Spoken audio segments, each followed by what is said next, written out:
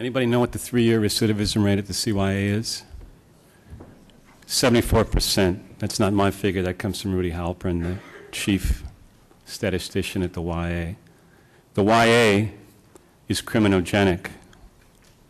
You judges out there who send kids there, how do you do that? You feel good when you do that? You DAs who are tough on crime, you think you're making the state safer by sending kids to the YA? You're not. You're part of a criminogenic system. You're part of the problem. To my mind, being tough on crime is being dumb on crime.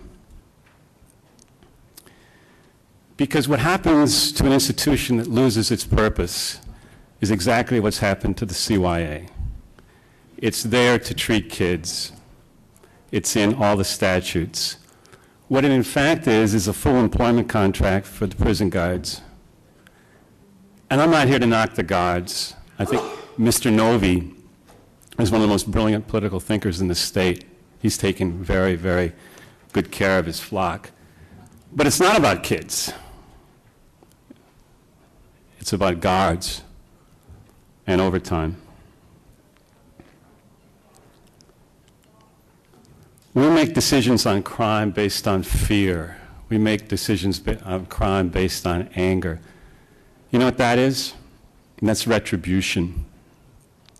Retribution was old when it entered the Old Testament as the Hammurabi Code, as lex talionis, as an eye for an eye, a tooth for a tooth. You kill my brother, I'll kill your whole family. California today, with youth corrections, is a modern version of that. These kids come out angrier and dumber and meaner than they went in. They don't feel safe. Sarah's right. You can't assure a kid's safety in a 75-bed unit. You can't. So they join gangs because they have to, because that's where security comes from. That's not treatment. You know what's really rough? What's really, really rough? Making kids look at what they did, making kids look at what was done to them. And that's what happens in the Giddings State School, where the book is set. The woman who set up these programs, Dr. Linda Reyes, said, they all look like psychopaths coming through the gate. I did my time, I did my crime, I'm just down, let me do my time. And they think of themselves as thugs. Texas has a dual sentencing system. It's called determinate sentencing. Most of the kids I dealt with had 10 to 15 to 25 to 30 to even 40-year sentences. If they did not make it through this program, if they screwed up, if they looked like they were psychopaths, and by the way, 5 to 6% of the kids come through the gate, it's only 5 to 6%, are true psychopaths, people you cannot work with, people we do need prisons for, people with no humanity inside them, so we need to lock them up because they're predators. That's a very small percentage. But I saw a lot of kids intentionally sabotage their chances at the state school because they couldn't face what was done to them, and they couldn't face what was done to what they did to others.